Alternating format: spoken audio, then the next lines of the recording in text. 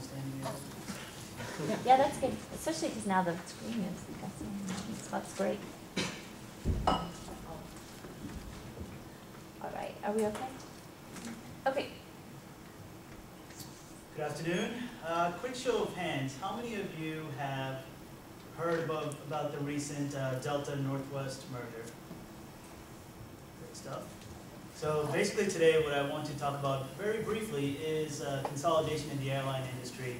I'm not going to get into too many details, but essentially just want to mention how it's gotten, how the consolidation area has been reached, how where it's happening, why it's happening, things along those lines, and in the end, how does it very briefly affect you as the consumer? Okay, so we'll start off explaining how airlines consolidate. It's essentially a strategic alliance/merger which achieves four things. There's a shared route structure, there's and a shared customer base. What this essentially means is that there's a seamless offering for the end consumer. I'll give you an example. So say you're flying from Rome, Italy to Savannah, Georgia, for example, right? And you're coming by way of Boston, Massachusetts. So essentially what the typical scenario there is that you're going to have a ticket on Alitalia, which is Italy's national carrier, at least for the next few weeks until they get shut down. But you'll have a ticket on them, but it'll be a code sharing agreement that airlines use often, whereby you'll fly Alitalia from Rome to Boston, but then jump on a Delta Airlines plane from there to Savannah.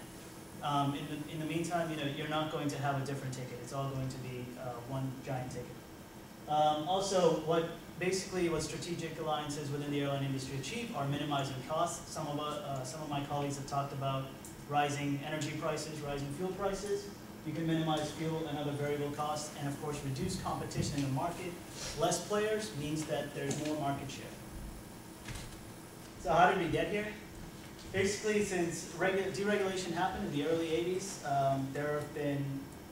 globalization has pretty much been hindered because of very stringent restrictions amongst national and regional governments.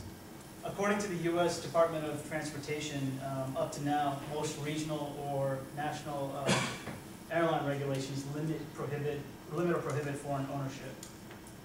This basically reduces the risk of cabotage, which is flying from having a foreign carrier fly within 2 points in the same country that is not part of that carrier. And this also leads to increased competition. Bottlenecks, which are due to takeoff and landing.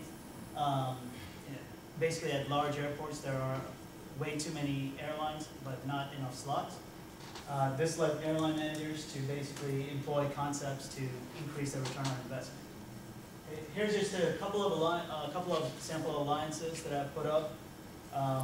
There's Air France and KLM, which has been the largest. Air France is the national carrier of France, KLM, national carrier of the Netherlands.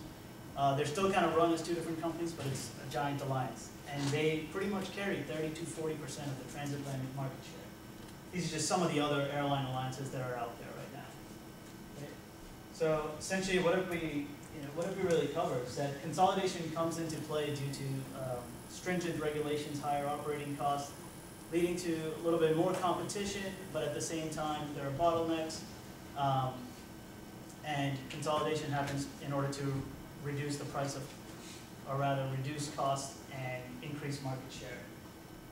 Although alliances typically target transatlantic routes, we've seen a lot of foreign interest into basically into the U.S. market. So as the end consumer, essentially, what it means for you in the short run is basically more. You're going to see higher prices, and you're going to see cutback on the supply of seats, as you've already seen.